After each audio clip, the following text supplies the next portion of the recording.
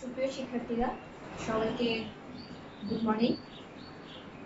City সরকারি বালিকা উচ্চ বিদ্যালয় চট্টগ্রাম কর্তৃক আয়োজিত অনলাইন ক্লাসে তোমাদের সবাইকে স্বাগত জানাচ্ছি। আজকে কেমিস্ট্রি ক্লাসটা নিচ্ছি, একদিন লেট হয়ে গেল ক্লাসটা নিতে। আর আশা করি তোমাদের সবার খুব উপকারে লাগবে এই ক্লাসটি।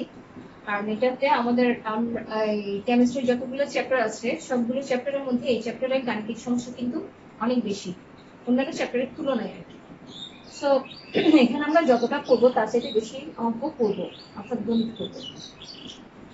তো এই গণিত করার জন্য আমাদের কয়েকটি জিনিস সম্পর্কে ধারণা থাকতে হবে, যেমন হচ্ছে কি মোল কি, অ্যাভোগাড্রোর সংখ্যা কি, অণুর আণবিক ভর নির্ণয়ের পদ্ধতি কিভাবে করব, তারপর মোলারিটি বা মোলার আয়তন কি, এরপর হচ্ছে আণবিক সংকেত কি, গাঠনিক সংকেত কি, মোলার দ্রবণ কি। আজকে একটু পর্যন্তই করবো। চ্যাপ্টারটাকে আমি দুভাগে ভাগ করে নিয়েছি, অনেক বড় চ্যাপ্টার। তো আজকে যেহেতু অনেকগুলো ম্যাথ আছে, সো এই জন্য আমি আজকে চেষ্টা করব এই জিনিসগুলো তোমাদেরকে বুঝিয়ে দেওয়ার জন্য।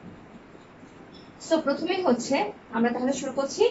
সবাই একটু মন দিয়ে দেখো, চ্যাপ্টারটা গাণিতিক চ্যাপ্টার হলো কিন্তু খুব ইজি একটা চ্যাপ্টার।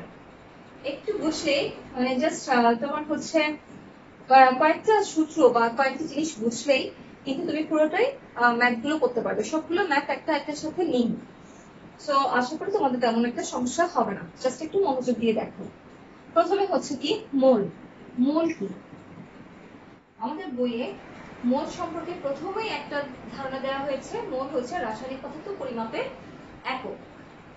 রাসায়নিক পদার্থ পরিমাপের একককে কি বলা হচ্ছে? মোল। রাসায়নিক পদার্থ কি? রাসায়নিক পদার্থ হচ্ছে কি রাসায়নিক পদার্থ পরিমাপের একককে মোল বলা হচ্ছে। তো রাসায়নিক পদার্থ বলতে আমরা কি বুঝি? যেমন হচ্ছে কি methane, hydrogen, oxygen, sulphuric acid, এগুলো সবগুলোই কি রাসায়নিক পদার্থ।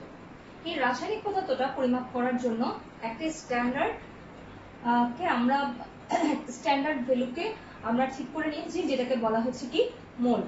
যেমন আমরা ফিজিক্সের ভাষায় পড়ছি ভরের একক হচ্ছে কি কিলোগ্রাম, ব্যাগের একক হচ্ছে মিটার পার সেকেন্ড। তো এই ধরনের রাসায়নিক পদার্থ পরিমাপের এই একক অর্থাৎ এই স্ট্যান্ডার্ডকে বলা হচ্ছে কি মোল। এটা হচ্ছে একটা জাস্ট সহজ অ্যান্সার যে মোল হচ্ছে রাসায়নিক পদার্থ পরিমাপের একক। আমরা যদি আরেকটু কঠিন করে চিন্তা করি, মোল বলতে আমরা কি লিখতে পারি? যেমন আমরা এই যে অ্যাভোগাড্রোর সংখ্যাটা লিখলাম, অ্যাভোগাড্রোর সংখ্যাটা কিন্তু কনস্ট্যান্ট। অ্যাভোগাড্রো হচ্ছে একজন বিজ্ঞানী, আমরা সবাই জানি। তো অ্যাভোগাড্রো একটা নির্দিষ্ট সংখ্যাকে, একটা কনস্ট্যান্ট সংখ্যাকে দিয়েছেন 6.023 × 10⁻23। এই যে একটা সংখ্যা, এটাই হচ্ছে অ্যাভোগাড্রোর সংখ্যা, যাকে আমরা কি দিয়ে প্রকাশ করি? ক্যাপিটাল এন দিয়ে প্রকাশ করি। এই সংখ্যাটা আমাদের কেন দরকার হচ্ছে? আমরা যখন মোলের ডেফিনেশন দিতে যাব বা মোল রিলেটেড কোনো অঙ্ক করতে যাব, আণবিক ভর নির্ণয়, পারমাণবিক ভর নির্ণয়, মোলার আয়তন নির্ণয়, যাই করতে যাই, আমার কিন্তু এই অ্যাভোগাড্রোর সংখ্যার হেল্প অবশ্যই লাগবে। আর এই অ্যাভোগাড্রোর সংখ্যাটা কিন্তু আমার রাসায়নিক পদার্থ ক্ষেত্রে বা রাসায়নিক পদার্থ ভেদে ডিফারেন্স হয় না। সব ক্ষেত্রে কিন্তু অ্যাভোগাড্রোর সংখ্যাটা আমার কি থাকবে? ধ্রুব থাকবে বা কনস্ট্যান্ট থাকবে, অর্থাৎ 6.023 × 10⁻23। এখন এই অ্যাভোগাড্রোর সংখ্যাটা কি কেন লাগছে দেখো। 1 গ্রাম পরমাণুতে তোমার অ্যাভোগাড্রোর সংখ্যার পরিমাণ কি থাকবে? পরমাণু থাকবে। আবার 1 গ্রাম অণুতে থাকবে ঠিক সেম পরিমাণ অণু, আবার আয়নে থাকবে কি ঠিক সেম পরিমাণ আয়ন। অর্থাৎ আমরা বলতে পারি এই অ্যাভোগাড্রোর সংখ্যা দিয়েও আমরা মোলের ডেফিনিশনটা বলতে পারি। আমাদের বইয়ে দেওয়া আছে কোন পদার্থের যে পরিমাণের মধ্যে, একটা পদার্থ নিচ্ছি, যেমন ধরো কি নিব কার্বন ডাইঅক্সাইড, কোন পদার্থের যে পরিমাণের মধ্যে এই অ্যাভোগাড্রোর সংখ্যার পরিমাণ, এই অ্যাভোগাড্রোর সংখ্যার পরিমাণ কি থাকবে? পরমাণু থাকবে, অণু থাকবে এবং হচ্ছে আয়ন থাকবে। যে পরিমাণের মধ্যে, ওই পরিমাণটাকে আমরা বলছি কি মোল। এটাও কিন্তু একটা মোলের ডেফিনিশন। প্রথমে আমরা কি বলেছি? রাসায়নিক পদার্থ পরিমাপের একক হচ্ছে মোল। এখন আমরা বলছি কি কোন পদার্থের যে পরিমাণের মধ্যে 6.023 × 10⁻23টি পরমাণু, আয়ন এবং অণু আছে সেই পরিমাণটাকে আমরা কি বলছি? 1 মোল বলছি। এটা হচ্ছে মোলের আরেকটা ডেফিনিশন। আমাদের বইয়ে মোলের কিন্তু আরো একটা ডেফিনিশন আছে, একই সাথে তিনটা ডেফিনিশনই দেওয়া আছে। আরেকটা ডেফিনিশন কি দেওয়া আছে? আরেকটা ডেফিনিশন দেওয়া আছে হচ্ছে রাসায়নিক পদার্থের ক্ষেত্রে পরমাণুর ক্ষেত্রে পারমাণবিক ভর আর অণুর ক্ষেত্রে হচ্ছে আণবিক ভরকে যদি আমরা গ্রামে প্রকাশ করি, যে পরিমাণ পাওয়া যাবে সেটাই হচ্ছে ওই পদার্থের মোল। অর্থাৎ পরমাণু যেমন হচ্ছে কি হাইড্রোজেন, এটা হচ্ছে পরমাণুর ক্ষেত্রে, এটার ক্ষেত্রে আমি কি ধরবো? পারমাণবিক ভর ধরবো, পারমাণবিক ভর। আর যদি ওয়াটার, পানির ক্ষেত্রে আমি কি ধরবো? এটা একটা অণু হয়ে গেছে, এটার ক্ষেত্রে আমি ধরবো হচ্ছে আণবিক ভর। তো পারমাণবিক ভর এবং পরমাণুর ক্ষেত্রে পারমাণবিক ভর এবং অণুর ক্ষেত্রে আণবিক ভরকে গ্রাম এককে যদি আমি প্রকাশ করি, তাহলে যে পরিমাণটা পাবো বা যে পরিমাণ পদার্থটা পাবো সেটাকে বলা হচ্ছে 1 মোল। এই হচ্ছে মোলের ডেফিনিশন। আমাদের বইয়ে এই তিনটা ডেফিনিশন দেওয়া আছে। সবচেয়ে বেটার হয় তোমরা মাঝখানে ডেফিনিশনটা লিখলে, অর্থাৎ অ্যাভোগাড্রোর সংখ্যাটা ইউজ করে যে ডেফিনিশনটা বললাম সেই ডেফিনিশনটাই মোলের ক্ষেত্রে লিখবে। এই গেল আমাদের কি মোল কি, অ্যাভোগাড্রোর সংখ্যা কি, এই দুটো জিনিস আমাদের চলে গেল। তারপর হচ্ছে মোল এবং আণবিক সংকেত। এই জিনিসটাও যেহেতু মোলের সাথে রিলেটেড, এটাও একটু বলে দিচ্ছি। মোল এবং আণবিক সংকেত কিন্তু একটা আরেকটার সাথে রিলেটেড। আণবিক সংকেত বলতে আমরা কি বুঝি? যেমন ধরো গ্লুকোজের ক্ষেত্রে ধরি C6H12O6, এটা হচ্ছে গ্লুকোজের সংকেত। গ্লুকোজ কি? যেটা হচ্ছে কারা তৈরি করে? সবুজ উদ্ভিদ তৈরি করে। অর্থাৎ প্রাইমারি লেভেলের ফুড যেটা, যে সবুজ উদ্ভিদ যেটা তৈরি করছে সেটাকে আমরা গ্লুকোজ বলছি। তো এই গ্লুকোজের আণবিক সংকেত হচ্ছে কি C6H12O6। এখন এটাতে C6H12O6 এটা সমান হচ্ছে কি 1 মোল গ্লুকোজ। তাহলে এই আণবিক সংকেতে আমার টোটাল অণুর ভর কত আসবে দেখো। কার্বনের পারমাণবিক ভর কত? কার্বনের পারমাণবিক ভর হচ্ছে তোমার 14। তাহলে কার্বনের যদি 14 ধরি তাহলে 14 × 6। এরপর হাইড্রোজেনের কত? 1.008। তো আমি 008টাকে ইগনোর করলাম, শুধু 1 নিলাম।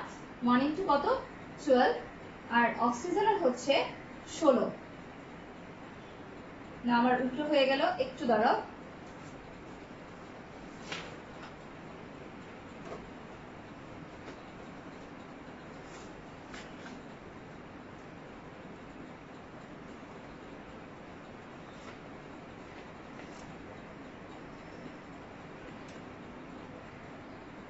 অক্সিজেন 16, ঠিক আছে, উল্টো হয়নি।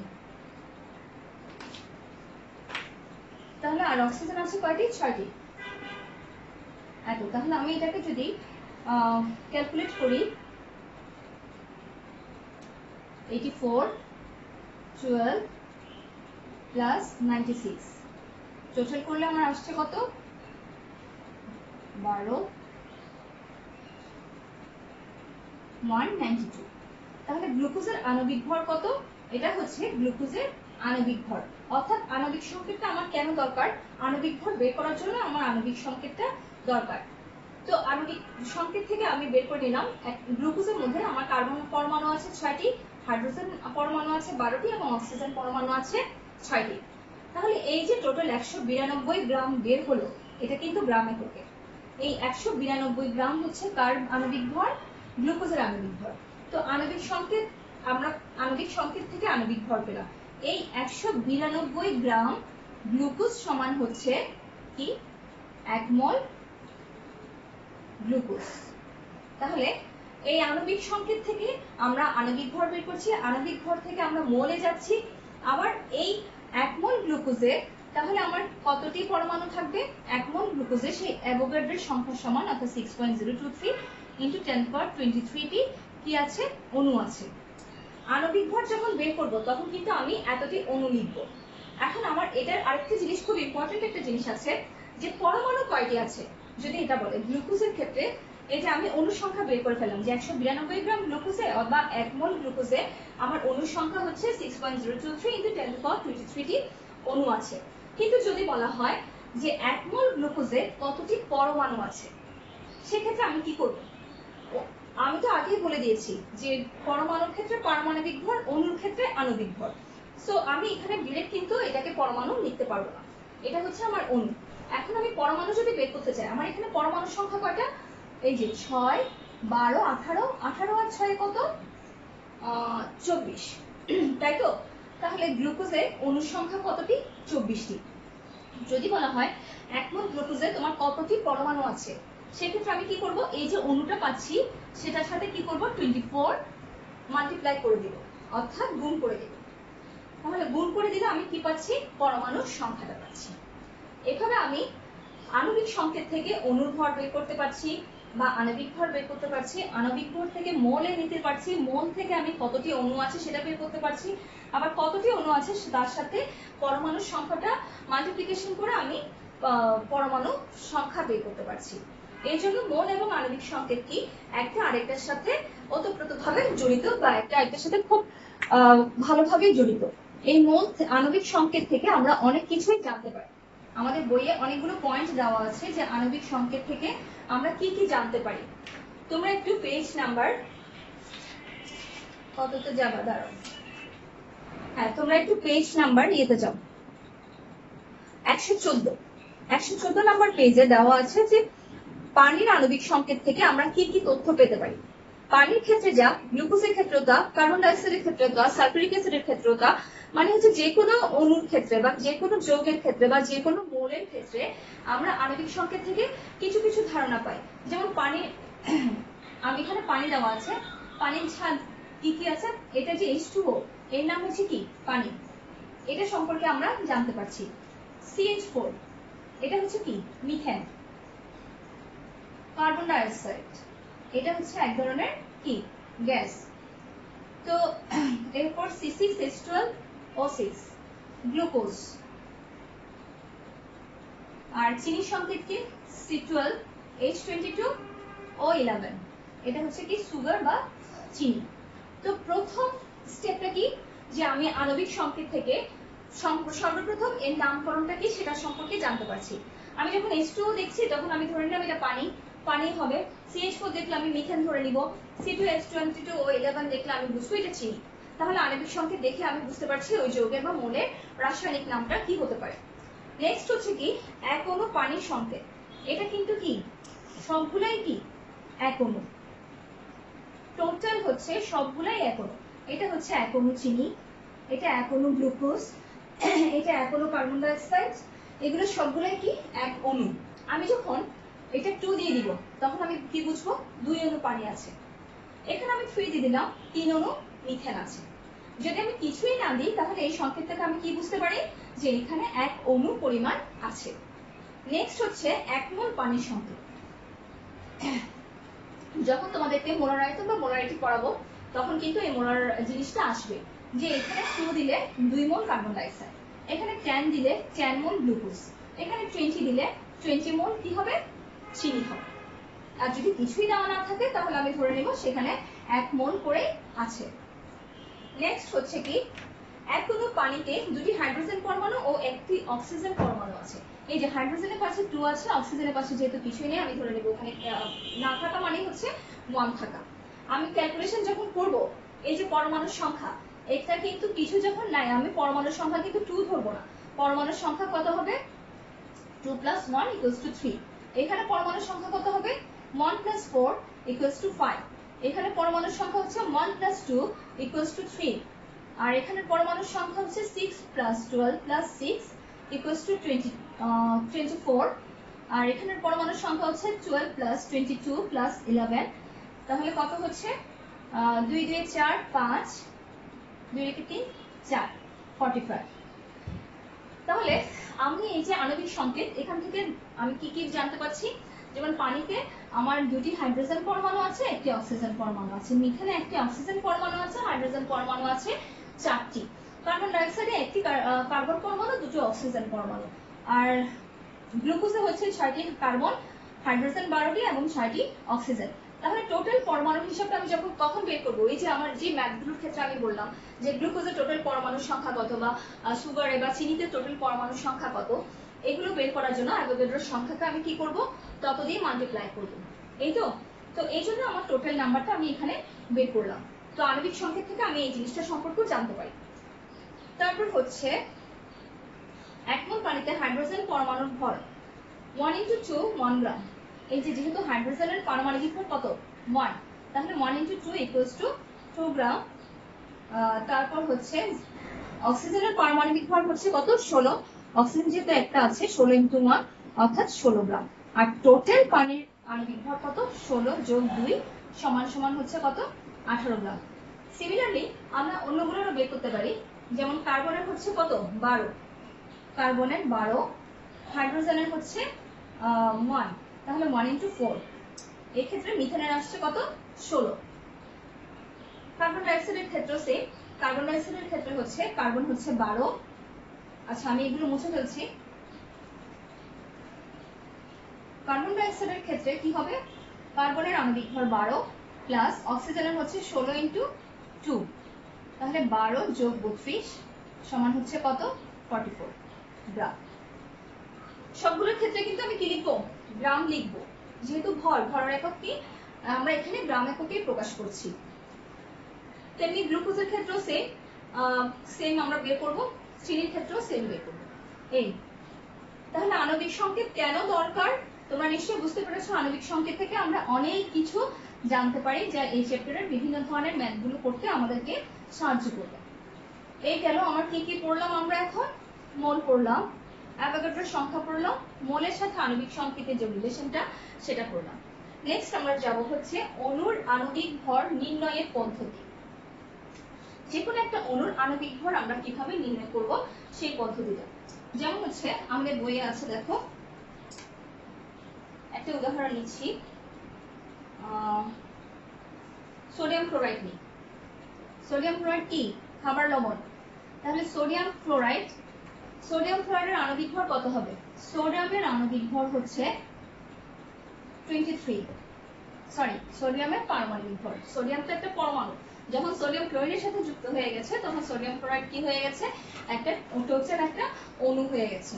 তো সোডিয়ামের পারমাণবিক ভর হচ্ছে 23 আর ক্লোরিনের পারমাণবিক ভর হচ্ছে 17.5, তাই তো।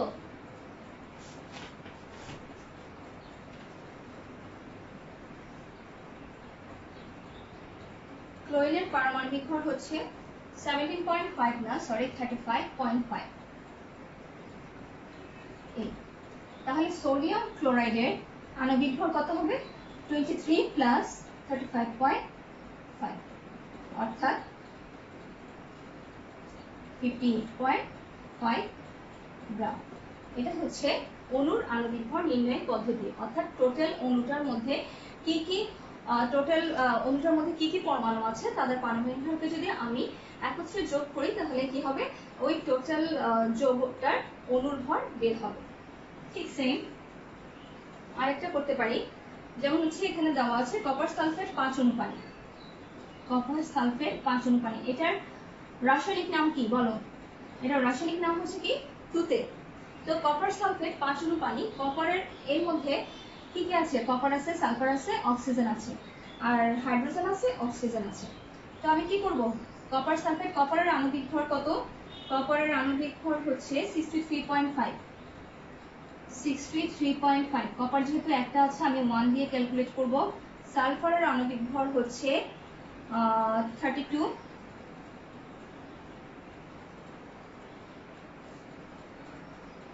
সালফারের আণবিক ভর 32।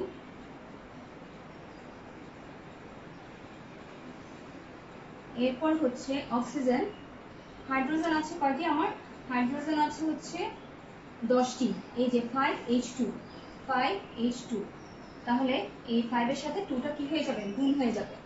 5 মোল হাইড্রোজেন আছে, তাহলে হাইড্রোজেনের আমি যদি 1 ধরি 1 × 10,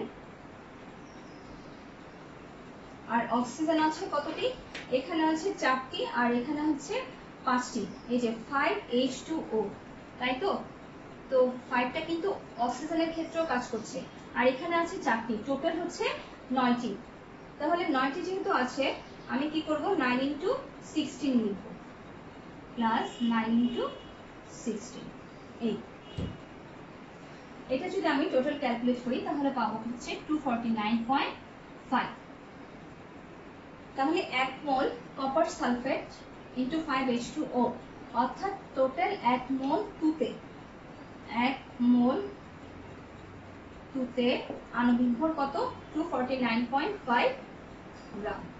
এই হচ্ছে অণুর আণবিক ভর নির্ণয়ের পদ্ধতি। এভাবে তোমরা আরো কিছু করবে, আমি লিখে দিচ্ছি, এগুলো তোমাদের হোমওয়ার্ক থাকবে। আণবিক ভর বের করবে, যেমন হচ্ছে প্রথমে সোজা থেকে দিই, কার্বন ডাইঅক্সাইড, পানি, তারপর মিথেন, তারপর হচ্ছে চিনি C12H22O11। হ্যাঁ, এই চারটার আণবিক ভর তোমরা বের করে নিবে। এটা জাস্ট তোমাদের প্র্যাকটিসের জন্য, এটা হোমওয়ার্ক থাকবে যে এগুলোর আণবিক ভর কিভাবে বের করবে। যেভাবে দেখিয়ে দিলাম, যত থাকবে পারমাণবিক সংখ্যাকে তত দিয়ে গুণ করলে তোমার কি বের হয়ে যাবে? আণবিক ভর বের হয়ে যাবে। তারপর আরো কিছু ম্যাথ আছে, আমরা ওই ম্যাথগুলোতে যাই। যেমন হচ্ছে 1 গ্রাম সালফিউরিক অ্যাসিডে কতগুলো সালফিউরিক অ্যাসিড অণু ও পরমাণু আছে? এটা হচ্ছে একটা ম্যাথ আমাদের। 1 গ্রাম সালফিউরিক অ্যাসিডে কতগুলো সালফিউরিক অ্যাসিড অণু এবং পরমাণু আছে। তো 1 গ্রাম সালফিউরিক অ্যাসিড, আগে আমাকে বের করতে হবে যে সালফিউরিক অ্যাসিডের, এটা তো আণবিক সংকেত দেওয়া আছে, তাহলে সালফিউরিক অ্যাসিডের আণবিক ভরটা আগে আমরা বের করে নিই। H2SO4 সমান হচ্ছে হাইড্রোজেন 1 × 2, সালফার হচ্ছে 32, আর অক্সিজেন হচ্ছে 16 × 4। আসছে কত? 2 × 2 + 32 + 64 আসছে। 34 আর 64 যোগ করলে কত হচ্ছে? 98। তাহলে 98 গ্রাম। এটা কি? 98 গ্রাম হচ্ছে আমার সালফিউরিক অ্যাসিডের আণবিক ভর। হ্যাঁ, তাহলে 98 গ্রাম সমান হচ্ছে কি? 1 মোল সালফিউরিক অ্যাসিড, তাই তো? তাহলে 98 গ্রাম 98 গ্রাম বা 1 মোল সালফিউরিক অ্যাসিডে আমার টোটাল অণু সংখ্যা কত? ওই যে অ্যাভোগাড্রোর সংখ্যাটা। তাহলে 98 গ্রাম সালফিউরিক অ্যাসিডে অণুর সংখ্যা 6.023 × 10⁻23T।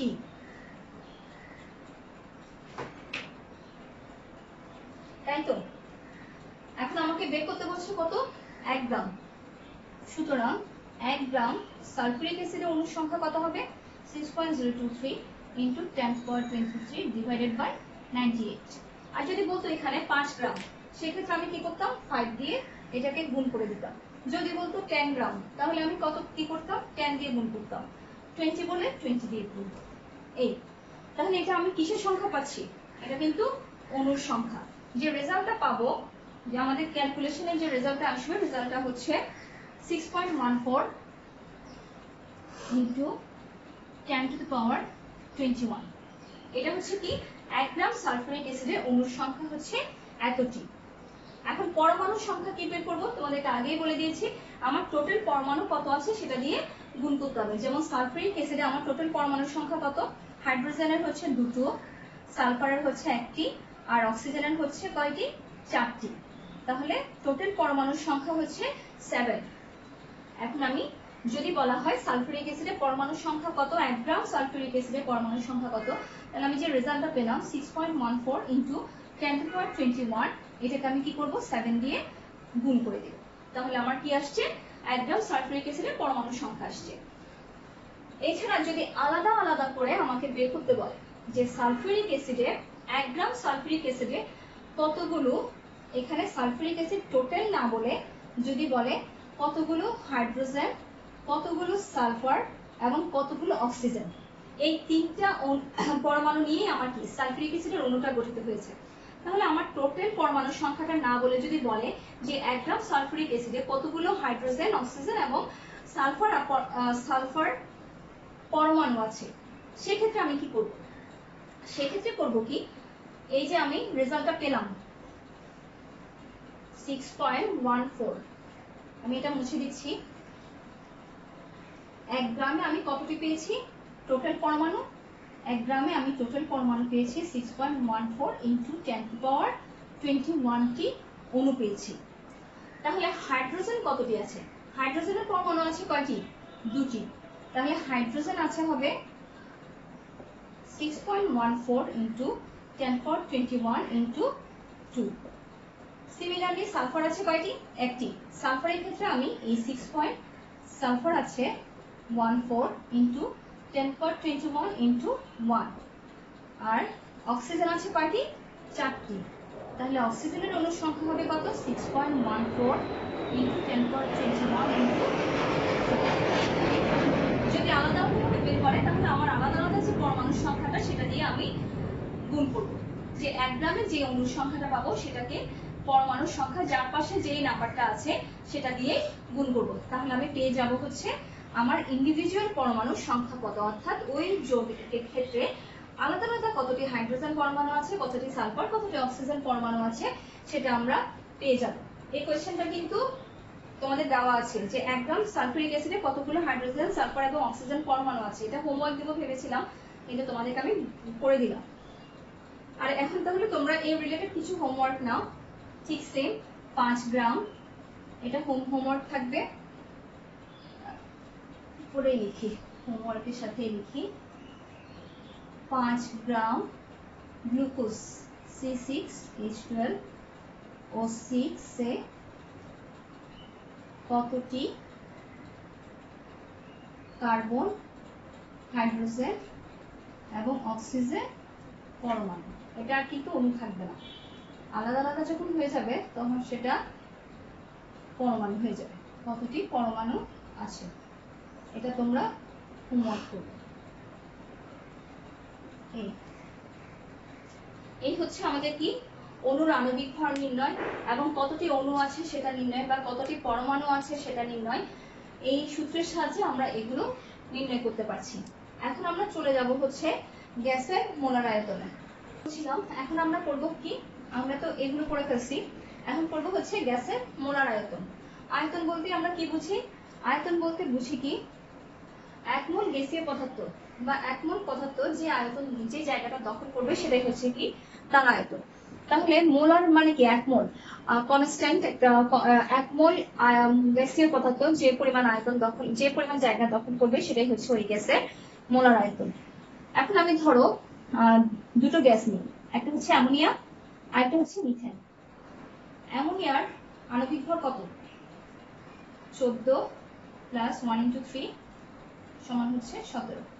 আর মিথেনের হচ্ছে 12 প্লাস 1 ইন্টু 4 সমান হচ্ছে 16। সবগুলোই কিন্তু গ্রাম।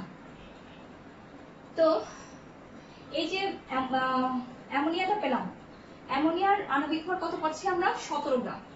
তাহলে 17 গ্রাম অ্যামোনিয়া সমান হচ্ছে 1 মোল অ্যামোনিয়া। আর এই 17 গ্রাম বা 1 মোল অ্যামোনিয়া যে জায়গাটা দখল করবে সেটাই হচ্ছে তার মোলার আয়তন। আবার সিমিলারলি 16 গ্রাম মিথেন সমান হচ্ছে 1 মোল মিথেন। এই 1 মোল মিথেন যে জায়গা দখল করবে সেটাই হচ্ছে তার মোলার আয়তন। কিন্তু সেটা আমার দুটো কন্ডিশনের উপর ডিপেন্ড করবে, একটা হচ্ছে প্রমাণ, তাপমাত্রা এবং চাপ, এসটিপি অর্থাৎ স্ট্যান্ডার্ড এসটিপি। এসটিপির পুরো অ্যাব্রিভিয়েশন কি? Standard temperature and pressure. Standard মানে হচ্ছে কি প্রমাণ, টেম্পারেচার মানে হচ্ছে তাপ, আর প্রেসার মানে হচ্ছে কি চাপ। তাহলে এসটিপি মানে হচ্ছে স্ট্যান্ডার্ড টেম্পারেচার এন্ড প্রেসার। এই স্ট্যান্ডার্ড টেম্পারেচার এবং প্রেসারে কোনো গ্যাসীয় পদার্থ অর্থাৎ 1 মোল পরিমাণ কোনো গ্যাসীয় পদার্থ যে আয়তনটা দখল করবে সেটাই হচ্ছে তার মোলার আয়তন। আমাকে কিন্তু এসটিপি কথাটা অবশ্যই অবশ্যই অবশ্যই উল্লেখ করতে হবে। যদি আমি প্রমাণ তাপমাত্রা এবং চাপ না রাখি তাহলে মোলার আয়তনটা কখনোই কি হবে না, 22.4 লিটার হবে না। এটা কিন্তু একটা কনস্ট্যান্ট ভ্যালু, মোলার আয়তনের একটা কনস্ট্যান্ট ভ্যালু। আমার 17 গ্রাম অ্যামোনিয়ার মোলার আয়তনও 22.4 লিটার, আবার 16 গ্রাম মিথেনের মোলার আয়তনও হচ্ছে কি 22.4 লিটার। আবার কার্বন ডাইঅক্সাইড হচ্ছে কত, কার্বনের হচ্ছে 12, অক্সিজেন হচ্ছে 16 ইন্টু 2, তাহলে 32 আর 12 44, তাহলে 44 গ্রাম কার্বন ডাইঅক্সাইডের মোলার আয়তনও কত হবে, 22.4 লিটারই হবে। সেটা আমি যতই হোক, 44 গ্রাম হোক, 17 গ্রাম হোক বা 16 গ্রাম হোক, যে গ্যাসেই হোক না কেন, তাকে যদি আমি স্ট্যান্ডার্ড টেম্পারেচার এন্ড প্রেসারে রাখি তাহলে তার মোলার আয়তন কি হতে বাধ্য, 22.4 লিটার হতে বাধ্য। এটাই হচ্ছে ওই গ্যাসের মোলার আয়তন। এখানে অঙ্কের জন্য আমাদের কিছু সূত্র দেওয়া আছে, সূত্রগুলো আমি লিখেছি, দেখো তোমরা। এই যে n equals to w by m, n কি, m হচ্ছে মোল সংখ্যা, অর্থাৎ 2 মোল কার্বন ডাইঅক্সাইড। এই ক্ষেত্রে আমার মোল সংখ্যা কি হবে, 2 হবে। তারপর হচ্ছে w, w টা কি, গ্রাম এককে ভর।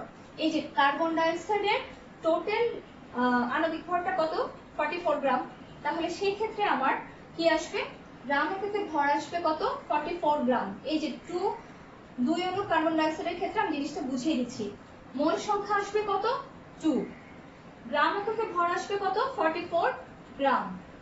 নেক্সট হচ্ছে কি বি, লিটার এককে আয়তন। এই যে 2 কার্বন ডাইঅক্সাইড, 1 কার্বন ডাইঅক্সাইডের এরা কত আসবে, মোলার আয়তন কত আমরা পড়েছি, এটা কনস্ট্যান্ট 22.4 লিটার। তাহলে 2 মোল কার্বন ডাইঅক্সাইডের ক্ষেত্রে আমার কত আসবে, লিটার এককে আয়তন কত আসবে, 22.4 ইন্টু 2, অর্থাৎ 44.8। এই যে লিটার এককে আয়তন আসবে আমার 44.8 লিটার। সব কিন্তু আমি এইটার দিয়ে বুঝিয়ে দিচ্ছি, 2 অণু বা 2 মোল কার্বন ডাইঅক্সাইড দিয়ে বুঝিয়ে দিচ্ছি। আর অ্যাভোগাড্রোর সংখ্যা তো আমার সবসময় কনস্ট্যান্ট, এখানে তো বলার কিছু নাই। অ্যাভোগাড্রোর সংখ্যা এই যে 6.023 × 10⁻23। আর নেক্সট হচ্ছে কি আণবিক ভর, কার্বন ডাইঅক্সাইডের আণবিক ভর হচ্ছে কত, 44, আর 2 মোল যেহেতু 44 কে আমি কি দিয়ে গুণ করব, 2 দিয়ে গুণ করব, তাহলে আমার আণবিক ভরটা আসবে কত, 88 গ্রাম। এই আর এই সূত্রটা, এই তিনটে সূত্র আমরা মাথায় রাখবো। n equals to w by m, অর্থাৎ মোল সংখ্যা সমান হচ্ছে গ্রাম এককে আণবিক ভর ডিভাইডেড বাই হচ্ছে আণবিক ভর। আর ছোট হাতের n এর আরেকটা সূত্র আছে, অর্থাৎ মোল সংখ্যার আরেকটা সূত্র হচ্ছে লিটার এককে আয়তন ডিভাইডেড বাই 22.4। আর আবার মোল সংখ্যা আমরা অন্যভাবে বের করতে পারি, আমার যখন যেটা দেওয়া থাকবে। আমার যদি w আর m দেওয়া থাকে তাহলে আমি এই সূত্র বের করব, আর যদি আমার অ্যাভোগাড্রোর সংখ্যা দেওয়া থাকে আর হচ্ছে তোমার শুধু মোল সংখ্যা দেওয়া থাকে তখন আমরা এই সূত্র ইউজ করব। এভাবে করে আমার ম্যাথে কি দেওয়া আছে সেটার উপর ডিপেন্ড করে আমরা অঙ্কগুলো করব, সেই সূত্রটাই ইউজ করব। আজকে তাহলে একটু পর্যন্তই থাক, ক্লাস বেশি লেন্দি করছি না, কারণ তোমাদের কিছু হোমওয়ার্ক দিয়েছি আর অনেকগুলো ম্যাথও করিয়েছি, একসাথে সব করতে গেলে কিছুই বুঝবা না। নেক্সট ক্লাসে ইনশাল্লাহ বাকিটা আমরা পড়বো। মোলার দ্রবণ, তারপর আরো কিছু ম্যাথ আছে, মোলারিটির কিছু ম্যাথ আছে, এগুলো আমরা নেক্সট ক্লাসে পড়বো। ঠিক আছে, ওকে। তাহলে একটু পর্যন্ত তোমরা অবশ্যই ভালো করে রিভাইজ করবে আর হোমওয়ার্ক গুলো করবে। ভালো থাকবে সবাই, সুস্থ থাকবে।